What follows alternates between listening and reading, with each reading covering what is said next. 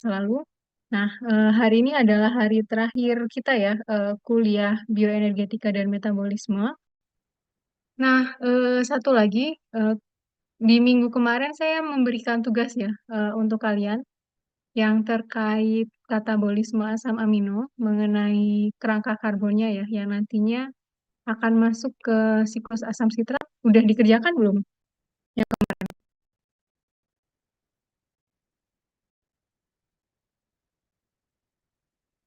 gimana, udah selesai dikerjakan belum? Nanti kalau misalkan belum selesai, lanjutkan. Minggu depan silakan dikumpulkan ya. Silakan dikumpulkan via file aja. Kalau yang hari ini udah selesai, nanti bisa langsung di share di grup. Nah, di minggu-minggu kemarin kita sudah belajar bagaimana asam amino itu mengalami reaksi degradasi, dimulai dari reaksi transaminasi, kemudian deaminasi oksidatif yang melepaskan ion amonium yang sangat toksik, yang nantinya akan didaur ulang ya di siklus urea, dan ureanya nanti akan dialirkan lewat darah dan dikeluarkan melalui urin. Nah, selain itu kemarin kalian sudah mengerjakan tugas mengenai bagaimana kerangka karbon yang ditinggalkan ya dari tiap-tiap asam amino pada akhirnya masuk ke siklus asam sitrat. Nah, hari ini kalian akan belajar reaksi kebalikannya, tapi kebalikan di sini bukan berarti 100% sama ya, seperti reaksi yang sifatnya reversible, tapi dalam artian hari ini kita belajar bagaimana proses pembentukan ya dari asam amino. Kalau kemarin penguraiannya. Nah, langsung saja saya persilahkan kepada presenter kelompok terakhir ya untuk menyampaikan hasil diskusinya. Nah, nanti yang presentasi bisa on cam ya. Silakan.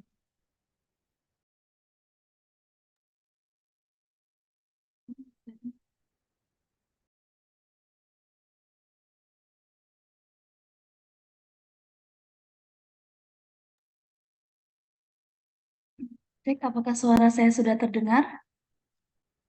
Kalau dari saya sudah sih. Bismillahirrahmanirrahim. Assalamualaikum warahmatullahi wabarakatuh.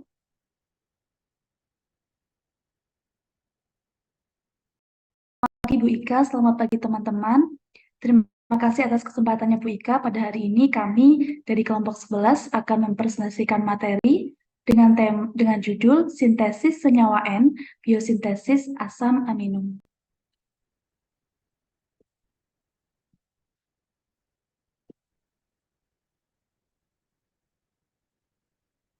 Bentar, slide-nya tidak jalan.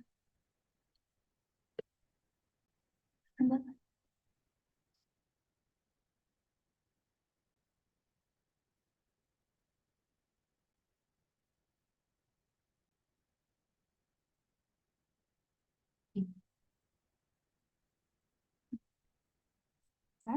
Kelompok kami beranggotakan yang pertama Sukasidia Tri Andidi dengan NIM 01, kemudian ada Sri Puji Lestari dengan NIM 06, dan juga saya sendiri Imroatul Mahmuda dengan NIM 11. Nah, pada pembahasan kali ini kita akan mencakup 3 bahasan. Yang pertama mengenai fiksasi nitrogen, kemudian yang kedua kita akan mengulas sedikit tentang asam amino, dan selanjutnya tentang materi hari ini yaitu biosintesis asam amino. Yang pertama, terkait dengan fiksasi nitrogen akan disampaikan oleh Sri Puji Lestari.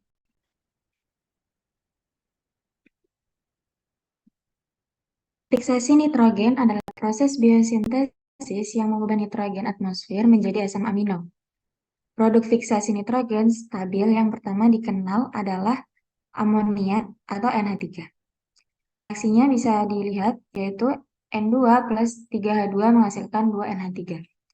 Fiksasi nitrogen dikatalisis oleh enzim kompleks yaitu sistem nitrogenase. Pada dasarnya, reduksi N2 menjadi NH3 adalah proses 6 elektron. Bisa dilihat itu N2 plus 6 elektron plus 6H plus menghasilkan 2 NH3. Namun reaksi biologis selalu menghasilkan 1 mol H2. ditambah 2 mol NH3 untuk setiap mol N2. Oleh karena itu dibutuhkan tambahan 2 elektron.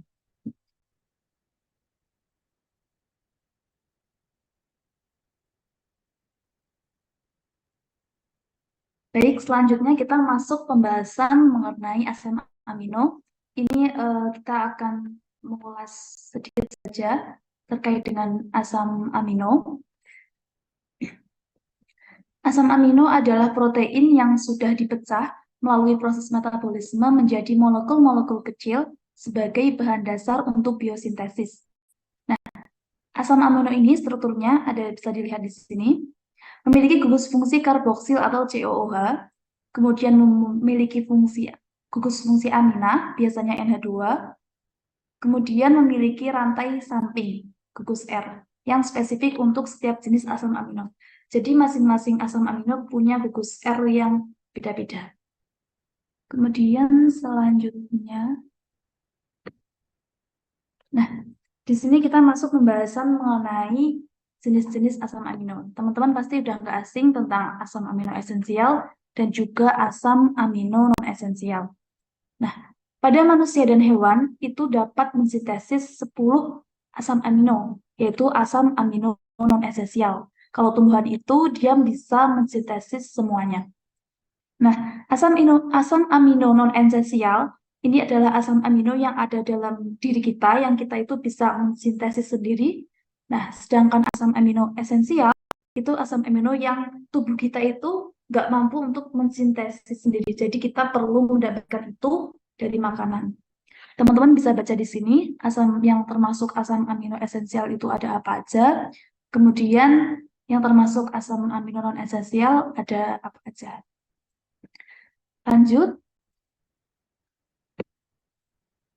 Nah, tadi kita sudah mengulas sedikit terkait dengan asam amino. Kita masuk ke pengertian biosintesis asam amino. Nah, biosintesis ini merupakan produksi molekul organik dengan menggunakan energi dalam jalur metabolisme. Tentunya kalau biosintesis asam amino, pasti ini adalah serangkaian proses biokimia atau jalur metabolisme di mana asam amino itu diproduksi dalam tubuh. Manfaat biosintesis ini, dengan biosintesis kita dapat memproduksi molekul-molekul yang bermanfaat untuk tubuh dan juga kehidupan sel. Nah, selanjutnya, biosintesis asam amino dibedakan jadi dua, yaitu biosintesis asam amino esensial dan juga biosintesis asam amino non-esensial. Yang pertama, mengenai biosintesis asam amino esensial. Di bagian biosintesis asam amino esensial ini kita nggak akan bahas lebih dalam, kita akan membahas lebih dalam nanti yang di biosintesis asam amino non-esensial. Nah, tahapan biosintesis asam amino esensial biasanya itu dia lebih panjang dan juga lebih kompleks dibanding asam amino non-esensial. Jadi tahapannya sekitar 5-15 tahapan. Contoh lintasan asam amino esensial paling kompleks itu adalah biosintesis fenilalanin, kemudian triptofan, dan juga histidin yang memiliki cincin benzena atau heterosiklik. Kemudian asam amino esensial itu digunakan sebagai prekursor untuk sintesis beberapa asam amino lain. Sekarang masuk pembahasan mengenai biosintesis asam amino non-esensial. Nah, yang pertama kita akan membahas tentang bagaimana sih biosintesis dari glutamat, glutamin, dan juga prolin yang akan dijelaskan oleh saudara Casey.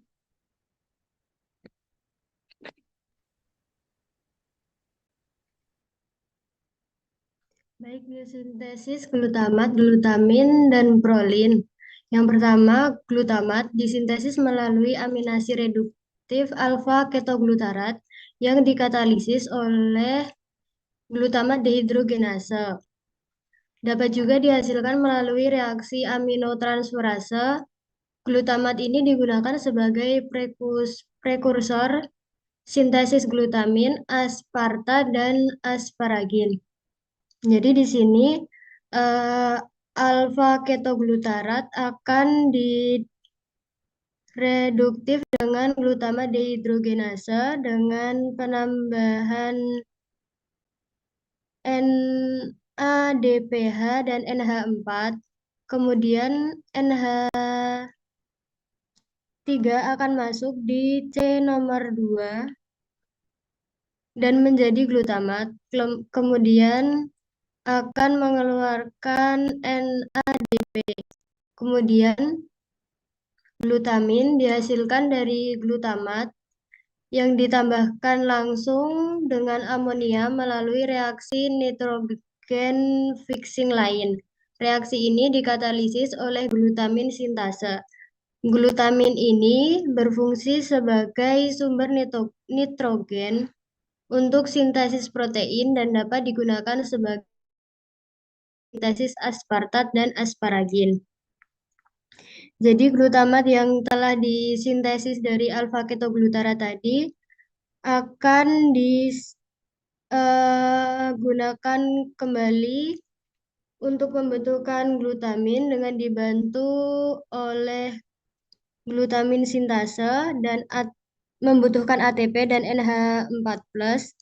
Kemudian akan menjadi glutamin dan ATP itu akan berubah menjadi ADP plus P2 dan H+.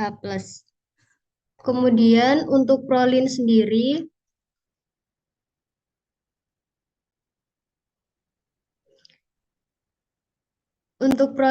disintesis dari glutamat melalui dua tahapan. Yang pertama dimulai dari reduksi glutamat menjadi bentuk semialdehida yang akan bersiklisasi secara spontan menjadi D-prolin 5 karboksilat yang kemudian akan direduksi kembali oleh pirolin karboksilat reduktase sehingga akan terbentuk prolin.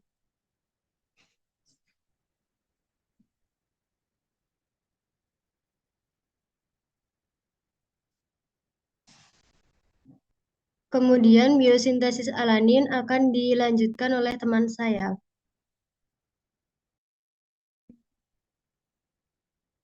Selanjutnya yaitu ada sintesis alanin.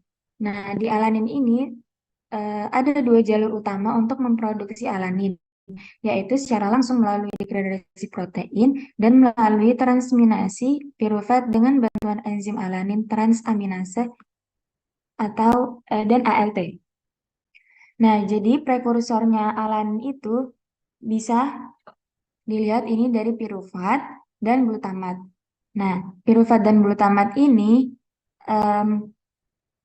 menghasilkan alanin dan alfa ketoglutarat. Reaksi ini reversibel.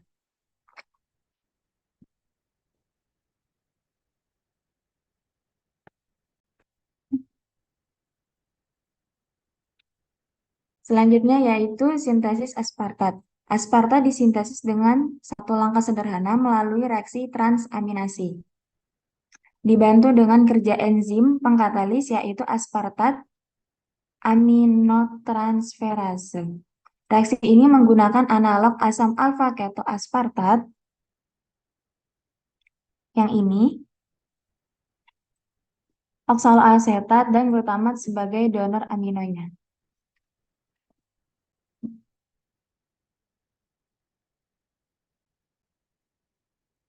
Selanjutnya yaitu sintesis aspargin. Pembentukan asam amino aspargin berasal langsung dari aspartat dengan dikatalisis oleh asparagin sintetase.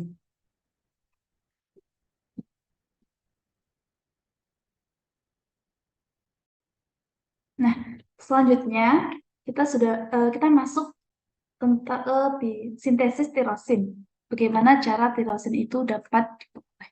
Nah, tirosin ini dibentuk dari asam amino esensial fenilalanin. Fenilalanin ini dikatalisis oleh enzim fenilalanin hidroksilase yang memerlukan O2 dan juga NADPH. Reaksi ini dia berjalan irreversibel atau satu arah. Jadi dari fenilalanin bisa menjadi tirosin, tapi nggak bisa berkebalikan, nggak bisa tirosin balik menjadi fenilalanin. Kemudian Reaksi keseluruhan memerlukan penggabungan satu atom O2 ke dalam posisi para dari molekul fenilalanin, sedangkan atom oksigen lainnya direduksi membentuk air. Tenaga reduksi disediakan oleh NADPH dari theta-hidroksibiopterin. Ini merupakan suatu pteridin yang mirip dengan yang terdapat di dalam asam folat.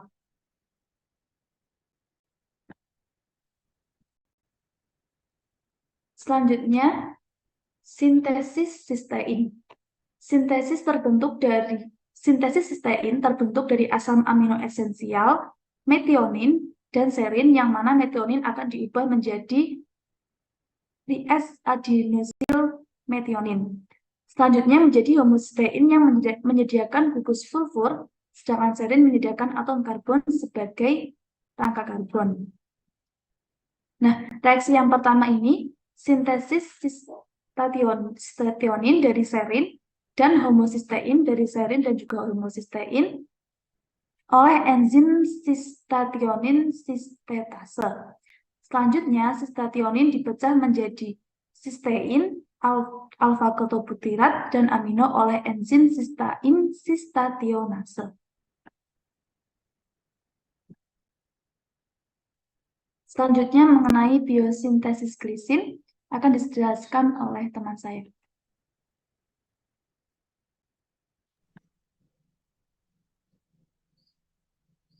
Untuk biosintesis glisin sendiri, ini terbentuk dari satu jalur utama, yaitu tahap reaksi yang dikatalisis oleh serin hidroksimetiltransferase. Reaksi ini melibatkan transfer gugus hidroksimetil dari serin untuk kofaktor tetrahidrofosfat atau THF. Kemudian menghasilkan glisin dan N5, N10 metilen H4 fosfat. Jadi ini serin yang ditambahkan H4 fosfat akan menghasilkan N5, N10 metilen H4 fosfat dengan dibantu oleh katalis serin hidroksimetiltransferase, kemudian menjadi glisin.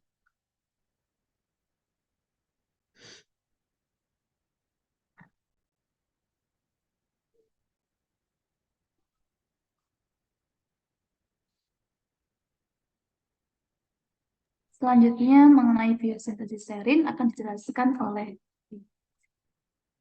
Selanjutnya yaitu sintesis serin. Nah, metabolisme serin berlangsung melalui reaksi deaminase yang menghasilkan asam pirufat. Jalur utama untuk serin dimulai dari intermediat glikolitik 3-fosfogliserat dan NADH. NADH-nin dehidrogenase mengubah 3-fosfogliserat menjadi sebuah asam keto, yaitu 3-fosfopirufat. Sesuai untuk transaminase subsekuen. Aktivitas aminotransferase dengan glutamat sebagai donor menghasilkan 3-fosfoserin yang diubah menjadi serin oleh fosfoserin fosfatase. Metabolisnya menggunakan treonin aldolase selaku katalisis.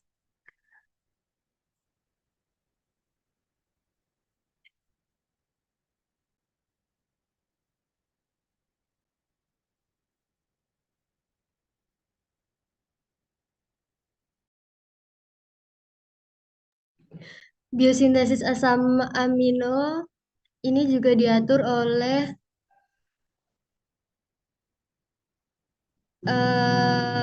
secara alosterik. Yang sebelum ini temanku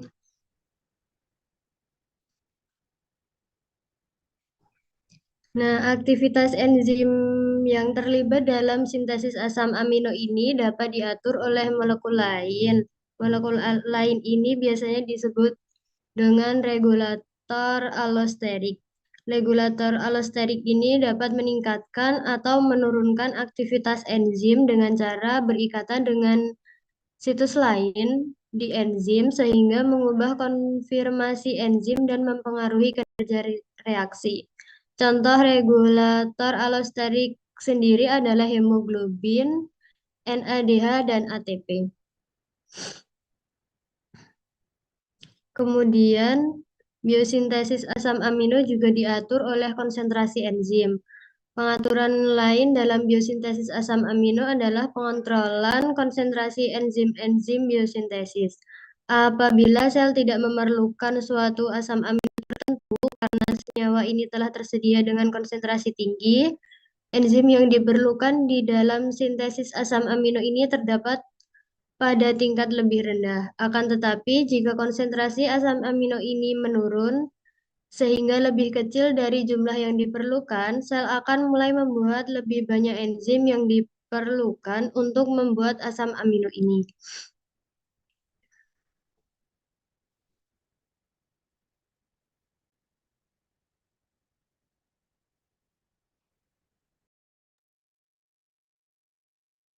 Nah, untuk em, singkatnya dalam asam amino yang tadi dijelaskan, nah di dalam siklus yang bisa dilihat ini, yang ini untuk siklus glikolisis itu terdapat beberapa prekursor.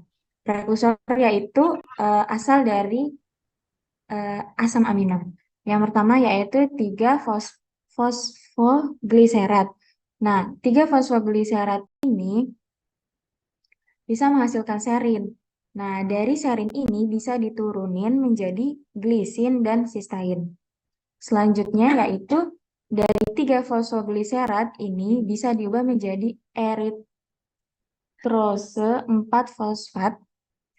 Nanti akan bereaksi dengan fosfofenolvirufat yang bisa menghasilkan 3 asam amino yaitu triptofan, fenilalanin, dan tirosin. Nah, selanjutnya yaitu hasil dari glikolisis ini, hasil akhirnya itu kan pirufat.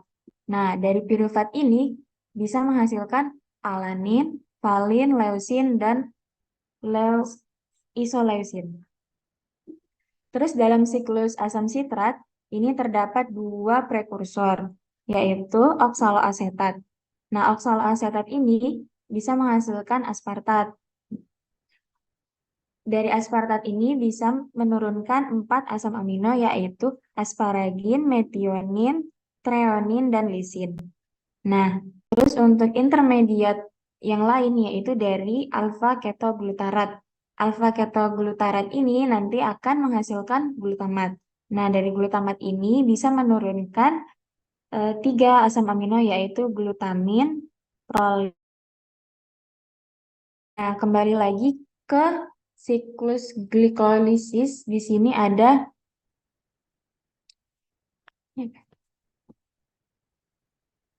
Nah, di sini ada glukose 6-fosfat. Dia akan melalui 4 tahap menghasilkan ribosa 5-fosfat yang akan menghasilkan asam amino histidin.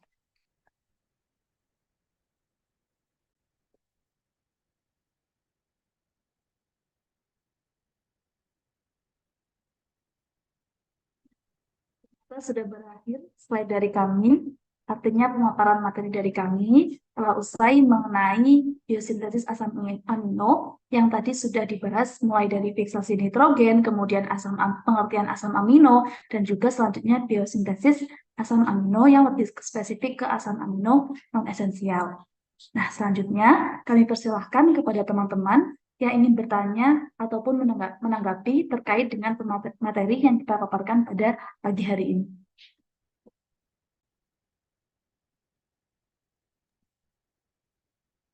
Yuk, silakan bagi teman-teman yang lain, kalau misalkan masih ada yang belum dipahamin, bisa langsung ditanyakan ya. Good job buat yang presentasi hari ini, sangat lengkap ya, dari mulai fiksasi nitrogen.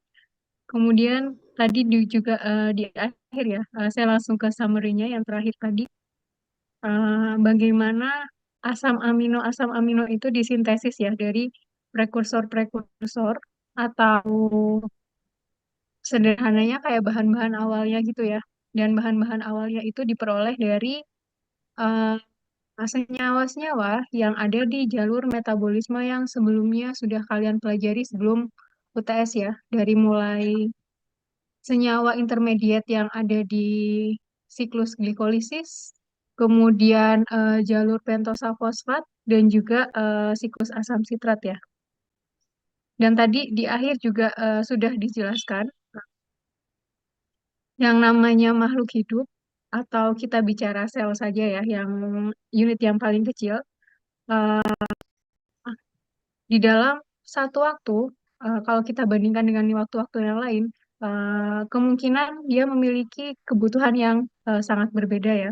Misalkan dalam hal ini kebutuhan asam aminonya. Nah, bagaimana sih caranya untuk mengatur ketika satu asam amino itu sudah tidak dibutuhkan, apa yang terjadi? Atau kalau misalkan suatu asam amino itu di saat itu dalam jumlah yang banyak, bagaimana mekanisme pengaturannya tadi sudah dijelaskan ya oleh kelompok 11. Nah, selanjutnya silakan. Kalau misalkan masih belum ada pertanyaan, bisa di scrolling dulu ya, bisa di scroll dulu PPT dari teman-teman kalian. Mungkin kita tunggu 10 menit ya. Silakan coba dicek lagi PPT dari teman-teman kalian. Sebelah mana yang masih belum jelas bisa ditanyakan.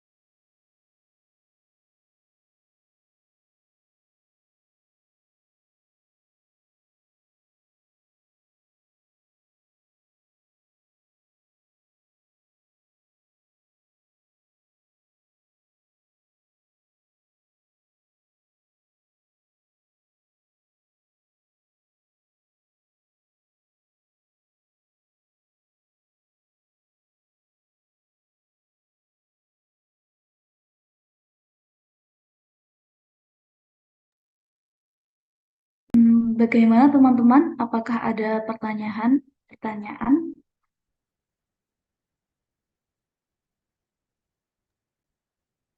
Berarti teman-teman yang lainnya udah paham semua ya presentasi tadi dari awal sampai akhir. Nah, sambil menunggu pertanyaan dari teman-teman yang lain, em, dari kelompok 11 ini bisa dijelaskan apa sih hubungan antara proses fiksasi nitrogen tadi ya, yang di awal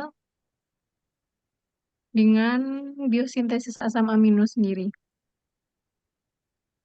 Karena kan tadi sepertinya sempat terputus ya penjelasannya ya.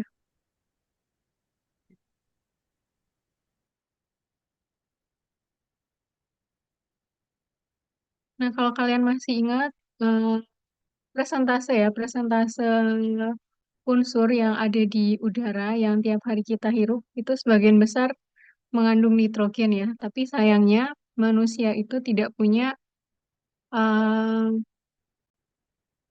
perangkat yang bisa digunakan untuk menfiksasi ya atau mengikat nitrogen.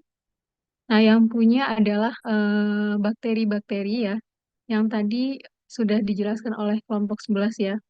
Ada kompleks enzim yang bertindak untuk menfiksasi nitrogen. Nah, kalau misalkan manusia punya perangkat untuk menfiksasi nitrogen, mungkin kita nggak akan butuh tanaman gitu ya, karena kita bisa menfiksasi sendiri.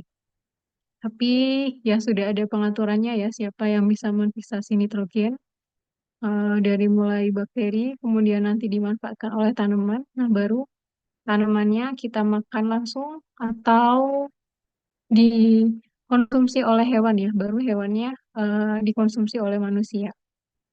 Nah, silakan bisa dijelaskan mengenai itu dan teman-teman yang lainnya ya, silakan kalau masih ada pertanyaan.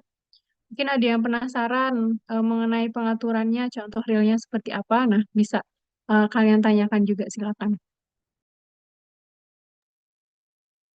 Baik, Ibu. Sebelumnya kami izin menjawab terkait apa sih tadi hubungan dari fiksasi nitrogen dengan biosintesis asam amino sendiri. Nah, jadi fiksasi nitrogen dan biosintesis asam amino, dia itu memiliki hubungan yang sangat erat. Di mana fiksasi nitrogen ini menghasilkan amonia atau NH3 yang kemudian nantinya dia itu digunakan sebagai prekursor untuk sintesis asam amino. Nah, di sini sudah mulai kelihatan hubungannya. Nah, proses biosintesis asam amino ini melibatkan sintesis asam amino dari amonia yang dihasilkan melalui fiksasi nitrogen tadi. Dengan demikian, tentunya fiksasi nitrogen ini berperan sebagai langkah awal dalam sintesis asam amino yang kemudian nanti digunakan dalam sintesis protein dan juga hemoglobin. Dari kami seperti itu, Ibu, atau mungkin ada tambahan dari Ibu Ika.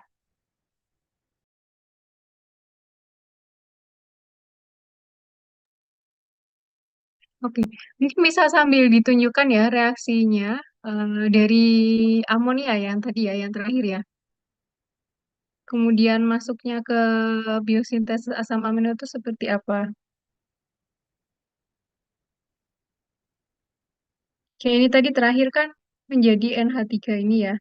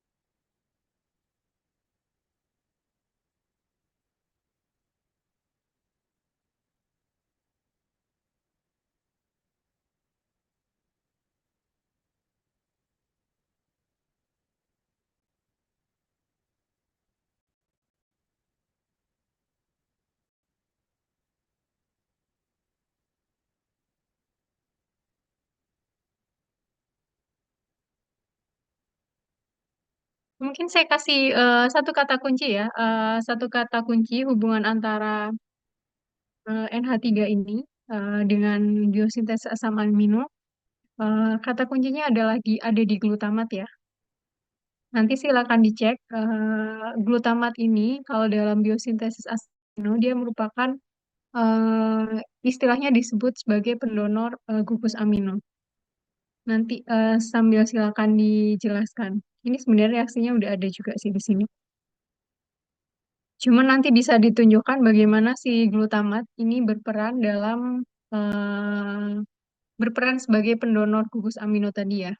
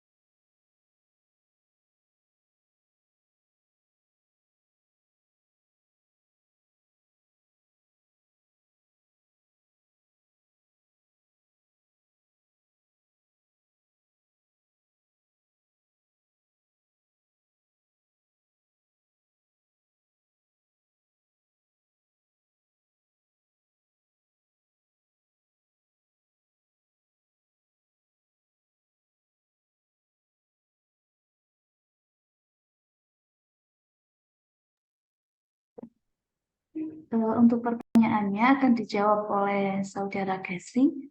Dipersilahkan.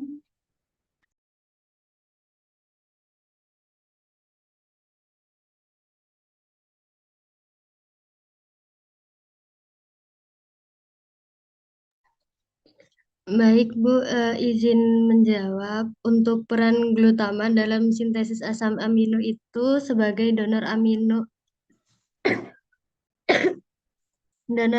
intraseluler utama untuk reaksi transaminasi. Glutamat juga digunakan sebagai prekursor untuk sintesis beberapa asam amino lain seperti aspartat, glutamin, dan as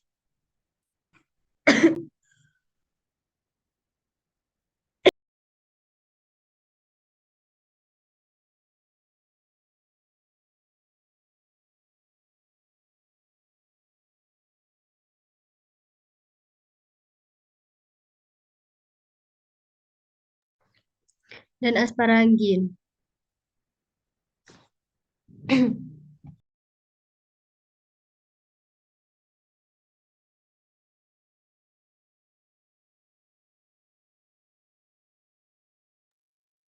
Ya, mungkin bisa ditunjukkan contoh realnya ya, salah satunya aja.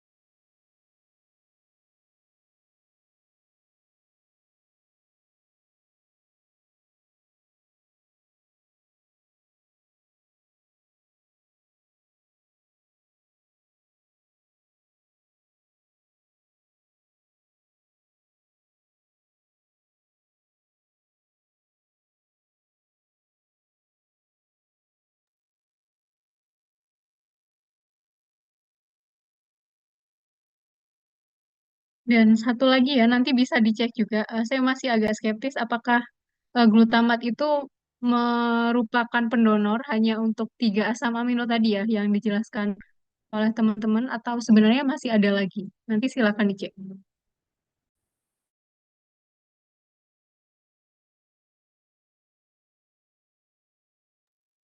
Baik, Bu. Nanti di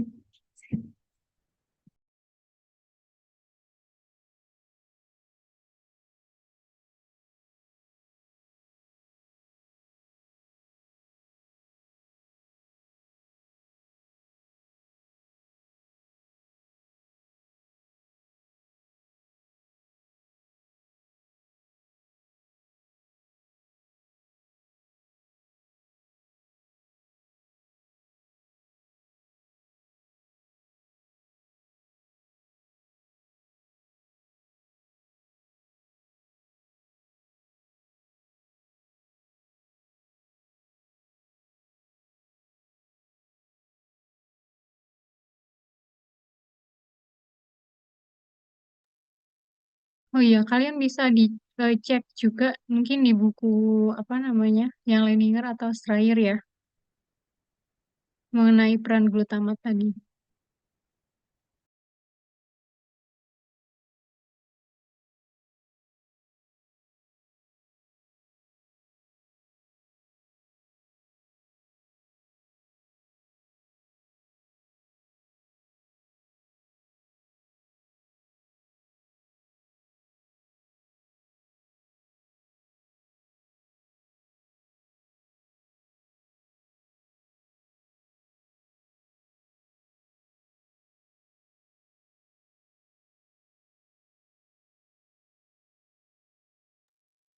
sebentar, Ibu.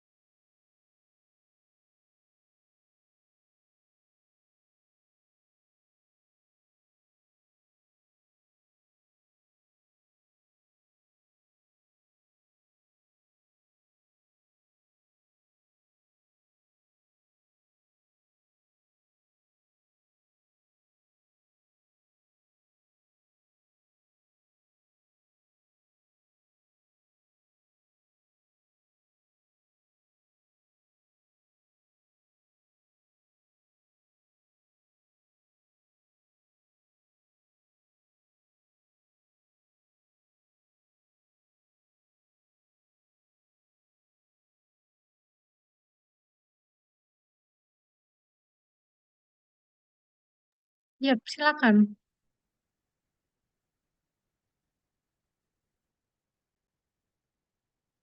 Mhm.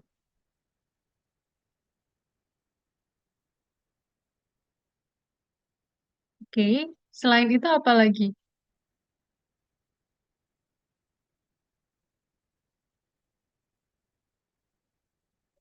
Oke, oke. Terima kasih ya. Oke, yang lain silakan bisa sambil dilengkapi. Yang lain bisa sambil ikut cek juga ya di buku Leininger, Strayer, atau buku-buku lain yang biasanya buat pegangan kalian, boleh.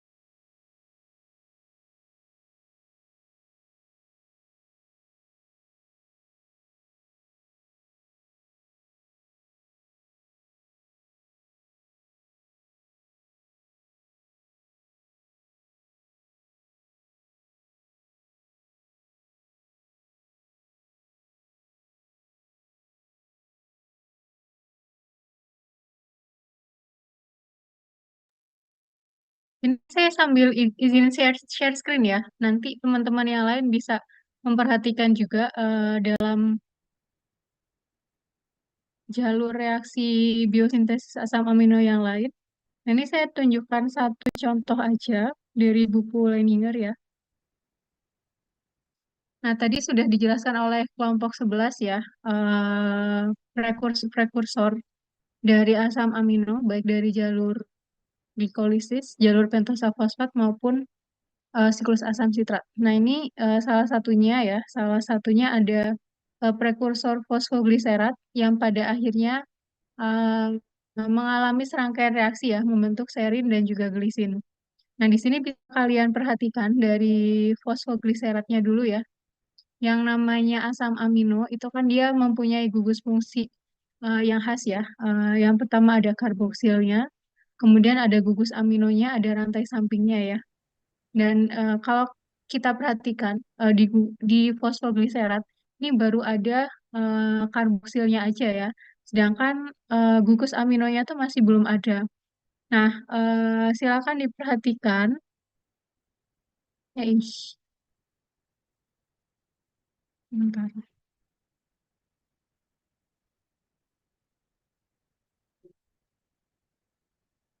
Nah, ini silakan diperhatikan kira-kira pada tahap mana pada akhirnya rangka asam amino itu memiliki gugus amino. Coba dicek.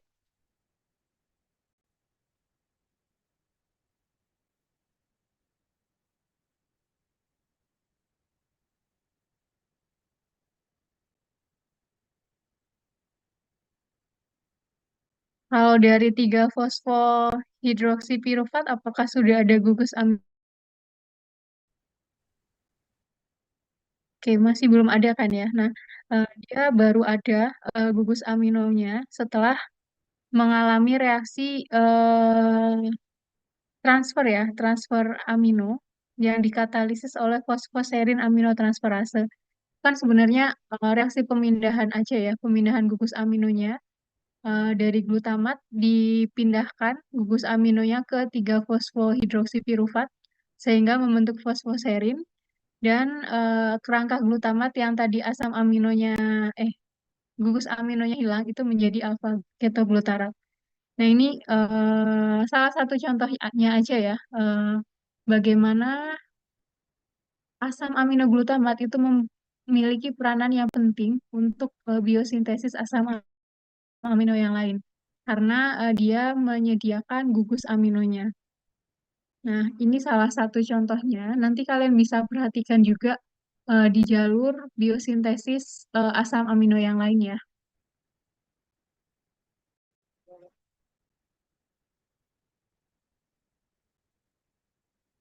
Oke, sampai sini ada pertanyaan yang lain yang mau disampaikan, silakan.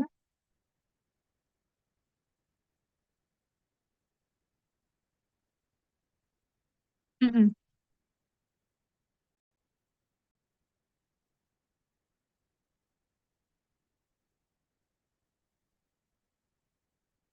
Oh, sebentar. Sebentar. Hari ini asam amino kan? Atau saya yang salah? Maksudnya gimana?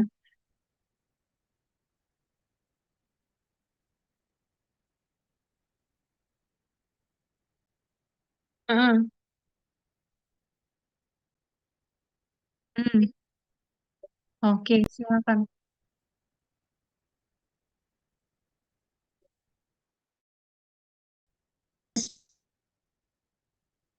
Mm-mm.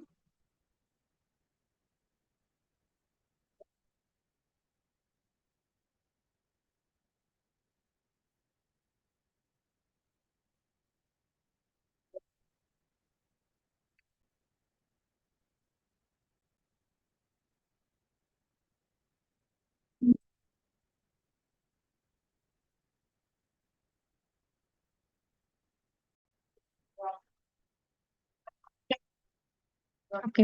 Eh, Oke, coba dicek ya. Biasanya ada sumber-sumber yang mensimplifikasi apa namanya? Mensimplifikasi jalur biosintesisnya. Misalkan jalur biosintesisnya harusnya 3 ya lengkapnya. Tapi di situ ditulis hanya 2, jadi ada satu yang nggak tertulis gitu. Jadi nanti coba silakan dicek. Tadi gimana yang pertama itu dari apa?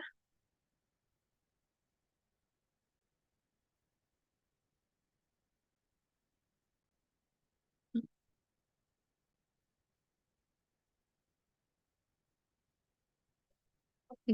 Nanti coba dicek ya, ada nggak hubungan antara si apa tadi suksinil CoA, malonil CoA sama satu lagi itu ya, apakah dia itu jalur biosintesisnya itu berurutan atau seperti apa? Gitu ya Elvira ya.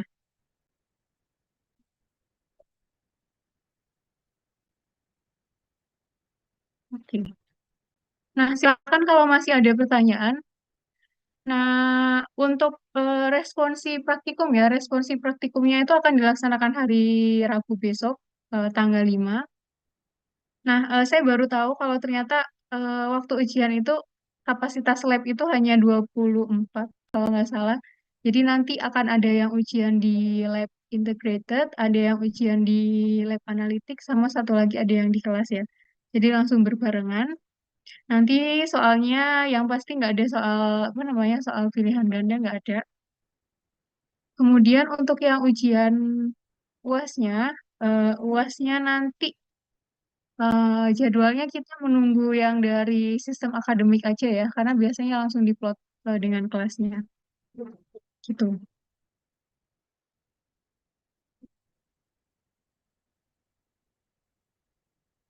Ada pertanyaan lain nggak untuk materi hari ini atau untuk tugas kalian juga boleh, silakan.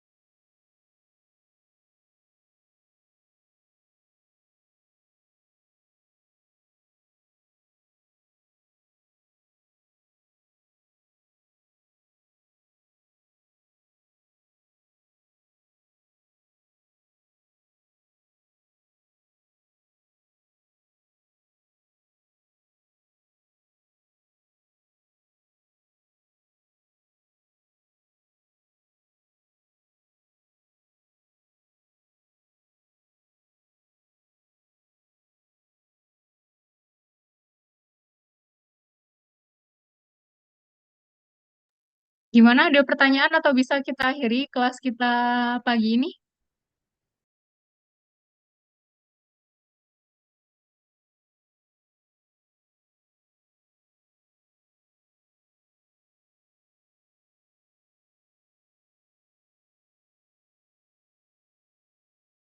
Kalau belum ada pertanyaan, nanti silakan bersiap-siap untuk ujiannya ya. Kalau ada pertanyaan sebelum ujian ya pastinya, kalian bisa sampaikan di WA grup aja. Oke, terima kasih untuk presentasi hari ini dan juga partisipasi dari teman-teman yang lain. Kita akhiri dengan bacaan Alhamdulillahirrahmanirrahim. Selamat belajar untuk mempersiapkan UAS. Wassalamualaikum warahmatullahi wabarakatuh. Waalaikumsalam warahmatullahi wabarakatuh. Terima kasih, Bu.